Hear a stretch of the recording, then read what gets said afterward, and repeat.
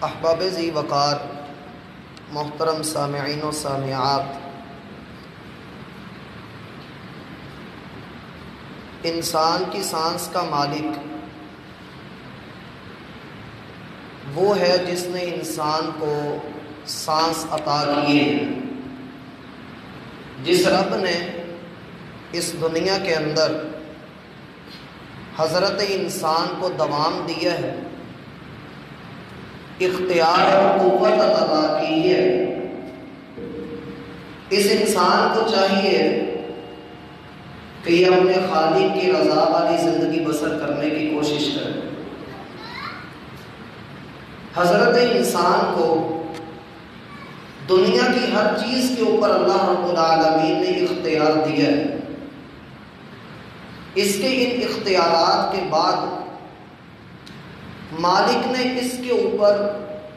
یہ اختیار اپنے ہاتھ میں رکھا کہ وہ اس کی سانسوں کا، اس کی دھڑکنوں کا مالک بنا،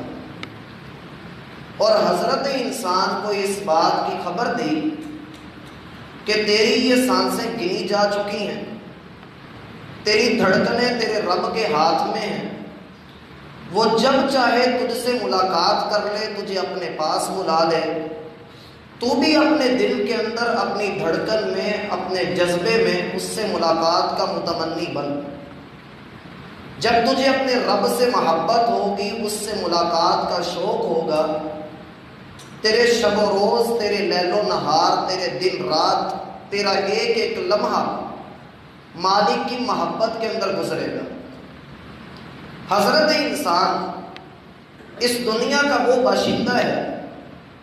کہ جس کو مالک نے بذات خود مخاطب کیا ہے۔ یہ اللہ رب العالمین کا وہ محبوب مخلوق ہے کہ مالک نے اس کو فرشتوں سے سجدہ کروایا ہے، اور سب سے بڑی بات یہ کہ خالق بشر من طین، ہم نے انسان کو اپنے ہاتھوں سے بنایا ہے۔ حضرت انسان کی یہ خوبی ہے کہ یہ اللہ رب العالمین کے ساتھ ساتھ دنیا کے اندر اپنے سامنے کئی ایک خداؤں کو دیکھتا ہے اور بسا اوقات ان کی بندگی بھی کر گزرتا ہے، جبکہ ہم سب اس بات کو بڑی اچھی طرح سے جانتے ہیں، خالق نے انسان کو اس بات کی خبر دی ہے کہ ہمیں پوری انسانی تاریخ کی قسم اس دنیا کے اوپر، اس زمین پر آدم سے لے کر قیامت تک کے آنے والے انسانوں کے مالک بھی ہم ہیں، ان کو سانسیں بھی ہم دیتے ہیں، ان کو دھڑکنیں بھی ہم عطا کرتے ہیں۔ ہم اس انسانی تاریخ کی قسم اٹھا کر یہ بات کہتے ہیں، ان الانسان لفی خسر، ہر انسان گھاٹے کے اندر، کوئی ایک بھی انسان ایسا نہیں ہے جو اس نقصان سے، اس گھاٹے سے بچا ہوا ہو۔ اور جب انسان گھاٹے میں ہے تو پھر یہ نفسا نفسی کا عالم، یہ معاشرہ اور اس معاشرے کے رہنے والے افراد ہمیں اس بات کی طرف توجہ دلاتے ہیں کہ اگر کوئی ڈوب رہا ہے، اسے اپنے ہاتھ پاؤں مار کے کشتی سے، سمندر سے کچھ نہ کچھ سہارا لے کر اپنی زندگی میں پھنسے ہوئے گرداب سے اسے نکلنا چاہیے، اسے محنت کرنی چاہیے، اور جہاں انسان کو معلوم پڑ جائے کہ اس کا نقصان ہے، اس کا انجام برا ہونے والا ہے، تو پھر اس کی کوشش یہ ہوتی ہے میں اپنی تجارت میں، اپنے مال میں، اپنے گھر میں، اپنی سیاست میں، اپنی تہذیب میں کہیں پر نقصان نہ ہونے دوں۔ اور حضرت انسان کی یہ خوبی اللہ رب العالمین نے بڑے باکمال انداز میں بیان کی فرمائی ہے، ان الانسان لفی خسر، انسان ہے تو گھاٹے کے اندر، لیکن اسے خود اس بات کا علم نہیں ہے کہ میں کس گھاٹے میں کتنی تیزی سے جا رہا ہوں۔ ہاں، وہ لوگ بچتے ہیں جو ایمان لے آئے اور نیک کام کر لیں، اور نیک کام کرنا، عمل کر کے دکھانا، یہ ایک ایسی حقیقت ہے جس سے چھٹکارا ممکن نہیں۔ کوئی بھی بندہ اگر نیک عمل کے رستے کے اوپر نکل کھڑا ہوتا ہے، رسول اللہ صلی اللہ علیہ وسلم فرماتے ہیں، بادروا بالاعمال، یہ تمہاری سانسوں کے مالک کا حکم ہے، جس نے تمہیں دھڑکنیں عطا کی ہیں، وہ تمہیں اس بات کی خبر دیتا ہے کہ فاستبقوا الخیرات، نیک کام کے اندر جلدی کر لو، جتنا جلدی ہو سکتا ہے اپنے رب کی طرف بڑھو، نیکی کے راستے کے اوپر دوڑ نکلو اور جلد از جلد اپنا بونس پوائنٹ حاصل کر کے اپنے رب کو راضی کر لو۔ بادروا بالاعمال فتنا کقطع اللیل المظلم، لوگوں نیک اعمال میں جلدی کرو، اس طرح سے نیک اعمال میں کھب جاؤ، اپنے آپ کو نیک اعمال میں یوں تھکا دو کہ تمہیں علم نہیں ہے کقطع اللیل المظلم، رات کے گہرے کالے اندھیرے کی طرح فتنے آ رہے ہیں، ایسے ایسے فتنے آ رہے ہیں کہ یصبح الرجل مؤمنا ویمسی کافرا، بندہ دن کے پہلے حصے میں مسلمان ہوگا، مومن ہوگا، اللہ کا فرما بردار ہوگا، لیکن شام ہونے تک دائرہ اسلام سے خارج ہو کر کفر اختیار کر چکا ہوں۔ فتنا کقطع اللیل المظلم، وہ فتنے آ رہے ہیں، اور 1400 سال پہلے دی گئی یہ خبر، اس وقت سے آنے والے یہ فتنے ہر معاشرے کے اندر ایک نیا فتنہ، کہیں پر بے حیائی کا فتنہ ہے، کہیں پر کفار کی نقالی کا فتنہ ہے، کہیں پر حرام کا فتنہ ہے، کہیں پر اللہ رب العالمین کی بغاوت کا فتنہ ہے۔ غرض جتنے بھی فتنے ہیں ان کے آنے سے پہلے پہلے، ان میں ڈوبنے سے پہلے پہلے، مبتلا ہونے سے پہلے بادروا بالاعمال، لوگوں نیک اعمال کے اندر جلدی کر لو، کوئی پتہ نہیں کہ انسان کے اوپر کس وقت کون سا وقت آ جائے۔ فاستبقوا الخیرات، نیک کام کے اندر جلدی کیجئے، اور جب کوئی انسان اللہ کے لیے نیک کام کے اندر چل نکلتا ہے، اللہ رب العالمین کی طرف بڑھتا ہے، یقین مانیے کہ جب وہ نکلتا ہے اللہ کی رحمت اس کو ڈھانپ لیتی ہے، وہ اللہ کے راستے میں ہے، پھر اگرچہ عمل کیے بغیر ہی اسے رستے میں ہی مار دیا جائے، اسے موت آ جائے، اللہ کے رسول صلی اللہ علیہ وسلم فرماتے ہیں جو اس حال میں فوت ہوا کہ وہ اللہ کی طرف جا رہا تھا، وہ گناہوں والی زندگی ترک کر کے اللہ کو راضی کرنے کے لیے نکلا، اس نے گناہوں سے ہجرت کر کے نیکی کے رستے کو اختیار کرنا چاہا، ابھی یہ رستے میں تھا، اس کو موت نے آ لیا، لوگوں نے اس پر حیات کو تنگ کر دیا، یہ لوگوں کی تانوں کو، ان کی تکالیف کو برداشت کرتا رہا۔ یقین مانو کہ ایسا بندہ کل قیامت کے دن جب اللہ اس کو کھڑا کریں گے، یہ اپنے ٹوٹے پھوٹے اعمال اللہ کے سامنے پیش کرے گا، اللہ سے کہے گا اے اللہ دیکھ میں عمل کر تو نہیں سکا، لیکن میرے مولا میں بھاگا تھا، میں تیری طرف نکلا تھا، میں نے اپنی صلاحیت، اپنی محنت، اپنی کوشش تیرے لیے کی تھی، اے اللہ دنیا والوں نے مجھے مار دیا، مجھے روک دیا، وہ رکاوٹ بنے، لیکن اے اللہ میری بہتی ہوئی آنکھ، میرا شکستہ دل، اے اللہ میرے لرزتے ہوئے قدم تیرے سیدھے رستے سے مجھے ہٹا نہ سکے، اے اللہ میں غمگین تھا لیکن تیری رضا میں راضی تھا، اے اللہ میں بے بس تھا لیکن اس بے بسی میں مجھے تیری رضا نظر آئی، میرے مولا میں چل نکلا، میں بھاگ نکلا، میں نے گناہوں کو چھوڑ دیا، اے اللہ میں نے محمد کے رستے پہ چل کے اپنی نسبت وہاں جوڑی جس کے ساتھ جڑنے کے بعد انسان محمدی بنتا ہے، میرے مولا اس محمد کے رستے میں ابو جہل بھی تھا، ابو لہب بھی تھا، اے اللہ کبھی موسیٰ کے مقابلے میں قارون اور فرعون اور حمان بھی نظر آئے، اے اللہ ابراہیم کے مقابلے میں نمرود بھی تھا، میرے مولا میرے رستے میں بھی ابو جہل بھی آیا، ابو لہب بھی آیا، میں نکلا، میں پھر بھی بھاگتا رہا، اے اللہ میں بھاگتا رہا، میں اپنا دامن بچا کر گناہوں والی زندگی کو چھوڑ کر اے اللہ میں نکلا، میں نے کوششیں کی، اے اللہ تیری طرف ہجرت کی، میرے مولا یہ کچھ اعمال ہیں جو میں تیرے لیے کر کے لایا ہوں، میں کھڑا ہو کر اہدنا الصراط المستقیم تجھ سے مانگتا تھا، اے اللہ دنیا والوں نے عمل نہیں کرنے دیا، میں کوشش کرتا رہا، جتنی ہمت تھی میرے مولا میں کر کے آیا ہوں، اللہ فرماتے جا ہم نے تجھے کامیاب کر دیا۔ فمن زحزح عن النار وادخل الجنہ فقد فاز، یاد رکھو جو بندہ جہنم سے بچا دیا جائے، جس کو جہنم کا منہ نہ دکھایا جائے، جو جہنم سے دور کر دیا جائے، وادخل الجنہ فقد فاز، اور جنت کے اندر داخل کر دیا جائے، یقین مانو حقیقی کامیابی ہے۔ اتقوا اللہ وقولوا قولا سدیدا یصلح لکم اعمالکم ویغفر لکم ذنوبکم وَمَن يُطِعِ اللَّهَ وَرَسُولَهُ فَقَدْ فَازَ فَوْزًا عَظِيمًا، جو اللہ اور اس کے رسول کی اطاعت کر لیتا ہے یقین مانو کہ اس نے بہت بڑی کامیابی حاصل کر لی۔ إِلَّا الَّذِينَ آمَنُوا وَعَمِلُوا الصَّالِحَاتِ، نیک اعمال کے اندر جلدی کیجئے۔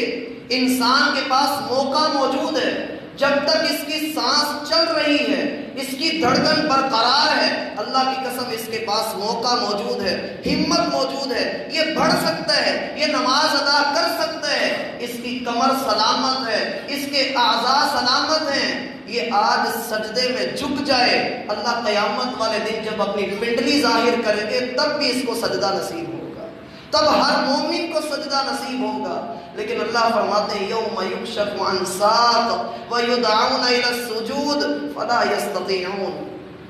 قیامت والے دن کچھ ایسے لوگ بھی ہوں گے جب اللہ اپنی پنڈلی ظاہر کریں گے تو سارے لوگ فیسجد لہ کل مؤمن، ہر مومن اللہ کی پنڈلی کو دیکھ کر سجدے میں گر پڑے گا، ہر ایک سجدہ کر لے گا، لیکن وہ شخص سجدہ نہیں کر سکے گا جو دنیا میں اللہ کو سجدہ نہیں کرتا، وہ سجدہ نہیں کر پائے گا، فلا یستطیعون، وہ سجدہ نہیں کر پائے گا۔ صحیح بخاری میں آتا ہے رسول اللہ صلی اللہ علیہ وسلم فرماتے ہیں اللہ اس کی کمر کو تختے کا بنا دیں گے، یہ جھکنا چاہے گا لیکن جھک نہیں سکے گا، مالک کو دیکھ رہا ہوگا لیکن جب یہ جھک نہ سکے گا، خاشعۃ ابصارہم، اس کی آنکھ کے اندر تمہیں ڈر نظر آئے گا، وترہقہم ذلہ، کالی رات کے اندھیرے کی طرح اس کے اوپر ذلت کی چھاپ لگا دی جائے گی، وقد کانوا یدعون الی السجود وہم سالمون، یہ صحیح سالم تھا، اس کے جسم کے اندر جان تھی، قوت تھی، ہمت تھی، پاؤں کے اندر چلنے کی سکت تھی، یہ چل کر مسجد میں آ سکتا تھا، لیکن اس نے ایسا نہ کیا، یہ سلامت ہو کر اللہ کو سجدہ نہ کر سکا، تو آج اس کو سجدے کی توفیق نہیں۔ اللہ ہمیں اس وقت سے، اس وقت کی بربادی سے محفوظ فرمائے۔ فَيَسْجُدُ لَهُ كُلُّ مُؤْمِنٍ، اللہ رب العالمین کے لیے نیک اعمال میں جلدی کیجیے۔ إِلَّا الَّذِينَ آمَنُوا وَعَمِلُوا الصَّالِحَاتِ، جو ایمان لے آتے ہیں، جو جھک جاتے ہیں، جو اللہ کے سامنے اپنی بندگی کا اظہار کر لیتے ہیں کہ اللہ ہم تیرے رستے میں آ گئے، اے اللہ تیرے رستے میں جب آ ہی گئے ہیں تو یہاں دنیا والوں کا کیا حق ہے۔ اللہ فرماتے ہیں إِلَّا الَّذِينَ آمَنُوا، سارے انسان خسارے میں، ہاں خسارے سے بچا ہو جو ایمان لائے اور نیک کام کیے۔ تیسری چیز جو اللہ رب العالمین بتلاتے ہیں وَتَوَاصَوْا بِالْحَقِّ، یہ وہ لوگ ہیں جنہوں نے حق بات کی وصیت کی، حق بات کی تلقین کرتے رہے۔ حق بات کی تلقین کرنا، وصیت کرنا، عام طور پہ ہمارے ہاں سمجھا جاتا ہے کہ جو بندہ فوت ہوتے وقت کوئی بات کر جائے اسے وصیت کہا جاتا ہے۔ عربی زبان کے اندر وصیت کا معنی بہت وسیع ہے۔ عام طور پہ عربی میں وصیت اس بات کو کہا جاتا ہے جس کی اہمیت زیادہ ہوتی ہے۔ نصیحت اور وصیت میں یہی فرق ہے۔ نصیحت عام طور پہ ہمارے ہاں کی جاتی ہے، عربی زبان کے اندر بھی نصیحت کی جاتی ہے، لیکن عربی میں جب وصیت کہا جائے تو پھر اس کا معنی یہ ہوتا ہے کہ یہ نصیحت سے بھی اگلا درجہ ہے۔ جیسے اللہ قرآن میں فرماتے ہیں یوصیکم اللہ فی اولادکم، اللہ تمہیں تمہاری اولادوں کے متعلق وصیت کرتا ہے۔ وصیت نصیحت سے اگلا درجہ ہے، اس بات کی اہمیت بڑی زیادہ ہے۔ جیسے امام بخاری رحمہ اللہ اپنی کتاب کے اندر ایک باب باندھتے ہیں، کتاب الوصایا، اللہ کے رسول کی وصیت ہے۔ اللہ کے رسول صلی اللہ علیہ وسلم نے کس موقع پر کس کو کیا وصیت فرمائی، تو یہاں پر کہا وَتَوَاصَوْا بِالْحَقِّ، یہ وصیت کرتے رہے۔ یہاں پر جو بات سمجھنے کی ہے، تواصو کا معنی ہوتا ہے آپس میں ایک دوسرے کو وصیت کرنا۔ میں غلط ہوں، مجھے کوئی وصیت کرے، میں کسی کو دیکھ رہا ہوں کہ وہ غلطی پر ہے، میں اس کو وصیت کروں۔ تواصو بالحق، ایک دوسرے کو وصیت کی، اس بات کی وصیت کرنا کہ حق کے اوپر قائم رہو۔ اور جب یہ ایک دوسرے کو وصیت کا معاملہ آتا ہے، ایک دوسرے کو نصیحت کرنے کی بات آتی ہے، تو یہاں سے اسلام کا وہ باب شروع ہوتا ہے جس سے اللہ رب العالمین نے ہمیں ساری امتوں پر فضیلت عطا فرمائی۔ اس ایک لفظ کے ساتھ کہ تواصوا بالحق، تم دوسروں کو نیکی کی، حق بات کی وصیت کرو۔ اس ایک بات نے ہمیں باقی تمام امتوں کے اوپر فضیلت والا بنایا. اور اس امت کی فضیلت کیا ہے؟ رسول اللہ صلی اللہ علیہ وسلم فرماتے ہیں تم سے پہلی امتوں میں سے اللہ نے یہود کو تورات عطا کی. انہوں نے دن کے پہلے حصے سے لے کر ظہر کے حصے تک کام کیا. اللہ نے ان کو اپنی طرف سے ایک اجر عطا کر دیا. پھر اللہ نے انجیل والوں کو انجیل عطا فرمائی. انہوں نے ظہر سے لے کر عصر تک کے وقت میں کام مکمل کر لیا. اللہ نے ان کو بھی ایک اجر عطا کر دیا. پھر تمہارا وقت آیا, تم لوگوں نے عصر سے لے کر مغرب تک سارا کام کر دیا. اللہ نے تمہیں 2 گنا اجر عطا کیا. اس بات کو دیکھ کر تورات والے اور انجیل والے اللہ سے کہنے لگے اے اللہ کام تو ہم نے بھی سارا کیا ہے, تو ان کو دگنا اجر کیوں دیا؟ اللہ رب العالمین ان سے فرمانے لگے کہ کیا میں نے تم سے جو اجر طے کیا تھا اس میں نے کوئی کمی کی؟ وہ کہتے ہیں اللہ تو نے کوئی کمی نہیں کی. اللہ رب العالمین فرماتے ہیں اگر میں نے ان کو دگنا دیا ہے فَهُوَ فَضْلِي أُوتِيهِ مَنْ أَشَاءُ, پھر وہ میرا فضل ہے, میں جسے چاہوں وہ اپنا فضل عطا کروں. امت محمدیہ کی دوسری فضیلت, اس کی فضیلت یہ ہے کہ کل قیامت کے دن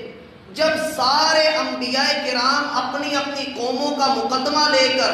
اللہ کے سامنے آئیں گے, قوم انکار کر دے گی. ہر قوم کہے گی کہ اللہ ہمارے پاس کوئی نبی نہیں آیا, کسی نے آ کر ہمیں تیرا پیغام نہیں پہنچایا. اور نبی کہیں گے اے اللہ ہم نے تیرا پیغام ان تک پہنچا دیا. اللہ رب العالمین ان نبیوں سے کہیں گے, حالانکہ اللہ جانتے ہیں لیکن ہماری فضیلت کو ظاہر کرنے کے لیے اللہ ان سے کہیں گے تمہارے پاس کوئی گواہ موجود ہے؟ وہ نبی کہیں گے ہاں اے اللہ ہمارے پاس امت محمد گواہ موجود ہے. اور پھر ہم سب کو وہاں پر بلایا جائے گا, ہم ان کی گواہی دیں گے. ہم سے سوال ہوگا کہ تم لوگ اس کی گواہی کیسے دیتے ہو؟ ہم جواباً کہیں گے اے اللہ تو نے ہماری طرف اپنا رسول محمد صلی اللہ علیہ وسلم مبعوث کیا تھا, ہمیں انہوں نے خبر دی. تیرے قرآن میں ہم نے پڑھا کہ تو نے نوح کو, موسیٰ کو, عیسیٰ کو, زکریا, یحییٰ, الیاس, اے اللہ تو نے سارے نبیوں کو مبعوث کیا تھا, انہوں نے دعوت کا حق ادا کر دیا تھا. اے اللہ ہم اس بات کی گواہی دیتے ہیں, اگر ہماری گواہی لینی ہے تو محمد الرسول اللہ سے لو. پھر وہاں پر رسول اللہ صلی اللہ علیہ وسلم گواہی دیں گے, ان کافروں کا جرم ثابت ہو جائے گا اور امت محمدیہ کی فضیلت سب کے اوپر ظاہر کر دی جائے گی. تیسری فضیلت امت محمدیہ کی اور بالخصوص صحابہ کے بعد آنے والے لوگوں کی فضیلت. صحابہ کی فضیلت تو ثابت ہے ہی, لیکن رسول اللہ صلی اللہ علیہ وسلم فرماتے ہیں میرا دل کرتا ہے میں اپنے بھائیوں سے ملاقات کروں. صحابہ کہنے لگے اللہ کے رسول کیا ہم آپ کے بھائی نہیں ہیں؟ آپ علیہ السلام نے فرمایا نہیں, تم میرے صحابہ ہو, میرا دل کرتا ہے میں اپنے بھائیوں سے ملاقات کروں. کہا اللہ کے رسول آپ کے بھائی کون ہیں؟ کہا میرے بھائی وہ ہیں جنہوں نے مجھے دیکھا نہیں لیکن مجھ پر ایمان لے آئے, وہ ان کے لیے مبارک ہے, ان کے لیے مبارک ہے, ان کے لیے مبارک ہے. صحابہ نے کہا اللہ کے رسول ان کا اجر کتنا ہے؟ کہا وہ ایک نماز ادا کرتے ہیں اللہ ان کو 7 گنا اجر اس کا عطا کرتا ہے. یہ امت محمدیہ کی فضیلت ہے. اور پھر اللہ رب العالمین قرآن میں فرماتے ہیں کنتم خیر امہ, تم سب سے بہترین امت ہو, تم سب سے بہترین گروہ ہو. اخرجت للناس تأمرون بالمعروف. میرا بھائی جب ایک انسان اپنے آپ کے اوپر دین کو لاگو کر لیتا ہے, اپنی ذات کے اوپر دین کا پہرا بٹھا دیتا ہے, اللہ کے حکم کو مان کر وہ اپنے 6 فٹ کے سینے کے اوپر, اپنے پورے جسم کے اوپر وہ اللہ کے حکم کو لاگو کر دیتا ہے, یقین کیجئے اس نے اپنے آپ کو جہنم سے بچا لیا. لیکن ابھی کام ختم نہیں ہوا. تواصوا بالحق, اب آپ کے اوپر لازم ہے کہ جب آپ جہنم سے بھاگ چکے ہیں, آپ بچ چکے ہیں, آپ نے محنت کر لی ہے, اللہ کی قسم آپ پر لازم ہے اگر آپ بچنا چاہتے ہیں تو آپ جس بندے کو دیکھتے ہو کہ وہ غلط کام کر رہا ہے آپ پر لازم ہے کہ آپ اس کو منع کرو, آپ اس کو امر بالمعروف نیکی کا حکم بھی دو اور برائی سے منع بھی کرو. اور رسول اللہ صلی اللہ علیہ وسلم کا فرمان ہے, آج کل ہم سارے اس بات کو لے کر بڑے پریشان ہوتے ہیں, ہماری دعائیں قبول نہیں ہوتی, ہماری دعا اللہ قبول نہیں کرتا ہے. رسول اللہ صلی اللہ علیہ وسلم فرماتے ہیں لَتَأْمُرُنَّ بِالْمَعْرُوفِ وَلَتَنْهَوُنَّ عَنِ الْمُنْكَرِ أَوْ لَيُوشِكَنَّ اللَّهُ عَلَيْكُمْ عِقَابًا. تم ضرور بے ضرور نیکی کا حکم دیا کرو، برائی سے منع کیا کرو۔ اگر تم لوگوں نے ایسا نہ کیا، اگر نیکی کا حکم نہ دیا، برائی سے منع نہ کیا، جیسے عام طور پہ ہماری زبان سے نکلتا ہے جی جڑا جتھے لگا ہے ٹھیک لگا ہے، ہر ایک نے بھی اپنی کمر میں جانا ہے، ہم کیوں کسی کو منع کریں، ہم کیوں کسی کو چھیڑیں، ہم کیوں کسی کے اوپر انگلی کھڑی کریں؟ اللہ کے رسول فرماتے ہیں اگر تم لوگوں نے یہ کام کیا کہ نیکی کا حکم نہیں دیا اور برائی سے منع نہ کیا، قریب ہے کہ اللہ کی طرف سے تم پر کوئی عذاب آ جائے، اور وہ عذاب یہ ہوگا کہ تم اللہ سے دعائیں کرو گے، اللہ تمہاری دعائیں قبول نہیں کرے گا۔ اور یہ بات ذہن میں رہنی چاہیے، رسول اللہ صلی اللہ علیہ وسلم کی زندگی ہے، آپ اس پوری زندگی کا مطالعہ کیجئے، کیا آپ علیہ السلام نے اس اصول کو ایک لمحے کے لیے بھی اپنے اوپر لیا کہ جو جدھر لگا ہے ٹھیک لگا ہے؟ بلکہ آپ نے ایک ایک موقع کے اوپر، ایک ایک لمحے کے اندر آپ نے لوگوں کو بتلایا کہ لوگوں اللہ کا دین یہ ہے، تمہاری غلط رسومات، تمہارے رواج سارے غلط ہیں۔ اور پھر یہ بات بھی ذہن میں رکھیے، اللہ کے رسول صلی اللہ علیہ وسلم کا فرمان ہے الا کلکم راع وکلکم مسئول عن رعیتی، تم میں سے ہر ایک نگران مقرر کیا گیا ہے۔ آج اگر ایک باپ خود نماز ادا کرتا ہے لیکن اس کی اولاد نماز ادا نہیں کرتی ہے، کل قیامت کے دن اس سے سوال کیا جائے گا کہ بتاؤ تم خود تو نماز ادا کرتے تھے لیکن تمہاری اولاد نہیں کرتی تھی، کیا وجہ ہے؟ ایک انسان وہ 4 بندوں کا نگران ہے، وہ کسی فیکٹری کا مالک ہے، وہ کسی آفس کے اندر آفیسر لگا ہوا ہے، یقین مانیے اس سے سوال کیا جائے گا۔ اگر وہ خود نیک کام کرتا ہے اور اپنے ماتحتوں کو حکم نہیں دیتا ہے، کل قیامت کے دن اس سے پوچھا جائے گا۔ ہم سب دیکھتے ہیں کہ ہمارے ہاں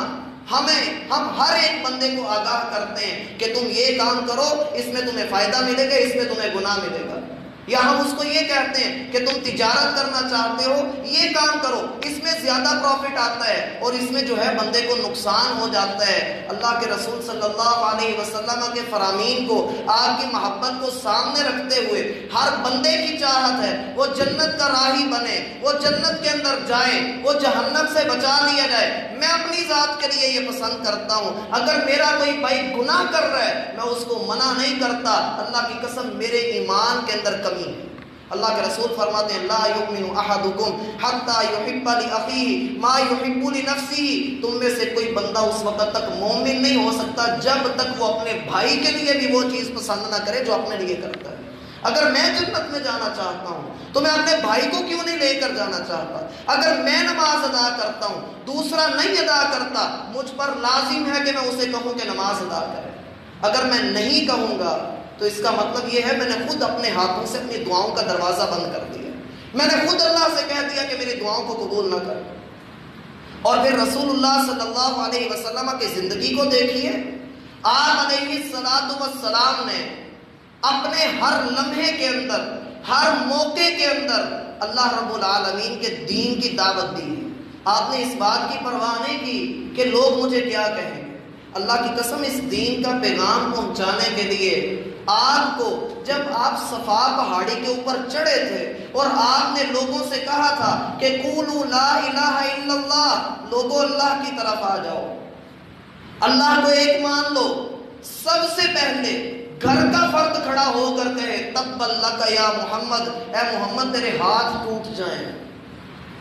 آقا علیہ السلام کو پہلی گالی گھر سے دی گئی، پہلی بددعائی گھر سے دی گئی، لیکن آپ علیہ السلام رکے نہیں، آپ جھکے نہیں، ذرا تھوڑا سا آگے بڑھیے۔ طائف کا سفر ہے، رسول اللہ صلی اللہ علیہ وسلم وہاں سے نکلتے ہیں، راستے کے دونوں طرف بدماش کھڑے ہیں اور وہ تانے بھی مار رہے ہیں، گالیاں بھی دے رہے ہیں، پتھر بھی مارے جا رہے ہیں۔ آقا علیہ السلام کا سر پھٹ چکا ہے اور پاؤں کے تلووں تک خون پہنچ چکا ہے، اور لیکن اس کے باوجود آپ ان کو اللہ کے دین کی دعوت دے رہے ہیں۔ ذرا مزید آگے بڑھیے، مکہ سے جب آپ نے ہجرت کی ہے، غار ثور میں ہیں، اور وہاں سے جب آپ نکل کر مدینہ کی طرف چلتے ہیں، راستے میں سراقہ بن مالک آیا، آ کر قتل کرنے کی کوشش کی۔ رسول اللہ صلی اللہ علیہ وسلم اس سخت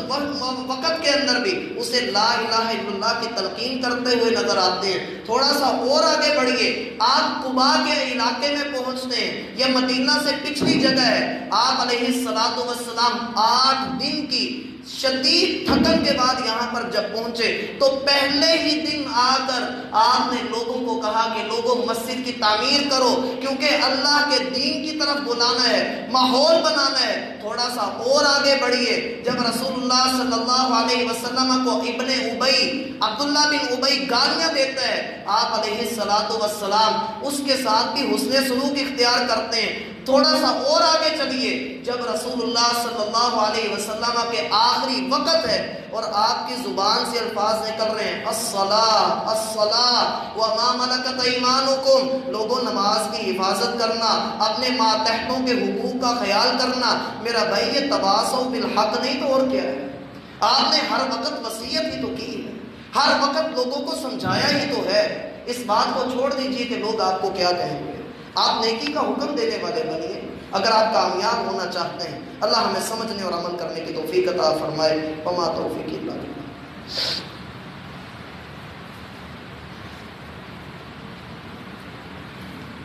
ان الحمد للہ